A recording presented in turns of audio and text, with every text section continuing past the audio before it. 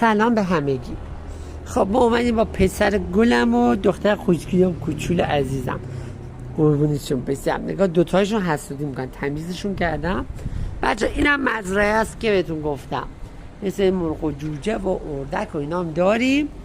البته دارم اینو جدی میگن، این ویلا رو فقط به عشق این دوتا آقا پسر و دختر گلش کوچول گرفتم. پسر قشنگم سلام کردی؟ نگاه میگه من ناز کن. پدر سوخته نگاه رفته خاک بازی کردم. خدای سوخته تمیزشون کردم، بهشون غذا دادم قربونشون بشم. من خنده های ملیانش. بله این آقا پسر که از طولگی بزرگ کردیم دیگه، این هم دخترش که از طولگی کوچولو آوردیم داره ماشاءالله بزرگ میشه. شیر و پلنگ ماست، نگهبان اینجاست قربونش بشم. من یه سگ نترس، جدی بهتون میگم، سگای بومی هم باهوشترن، هم مقاومترن، هم نگهبانای خیلی بهتری هستن. ای جانم قربون بشم. من بچه این دستش بودا که سگا نگاه جو دندوناش از گازش گرفتن، بچه شل شده بود، خدا رو شد گلم خوب شد.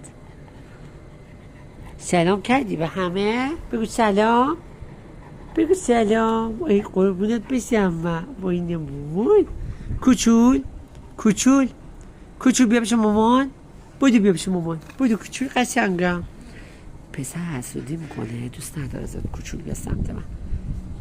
کوچول کوچول مامان، بیا مامان بیا قربونت بشم. اسمشون هم کامل بلدن. قربونت بشم من. سلام بکن مامانم، سلام بکن مامان.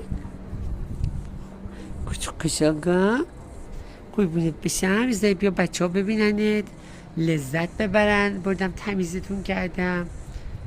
کوچو قشنگم جانم. برای پدر دختر این دیگه حالت خیلی خوشحال کننده شه وقتی عدسه بزنه یه سگی کوچول قشنگم. خب بچه ها بیاین تا با یه کسای دیگه هم آشنا شیم. این اسمش مرندی خانومه، اینم جوجه بوده کوچولو. مرندی جان این با بوقلمو خیلی دوسته. ای قربونت بشم کوچول که هر جا من میرم مامانش میاد.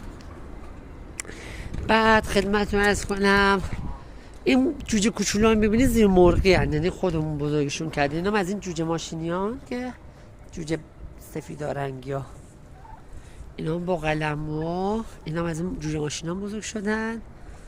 اینم خروسه قلقلی خطرناک. اینا هم که یه سری دیگه از مرغ و جوجه همونن. اینم یه بوقلمونه دیگه.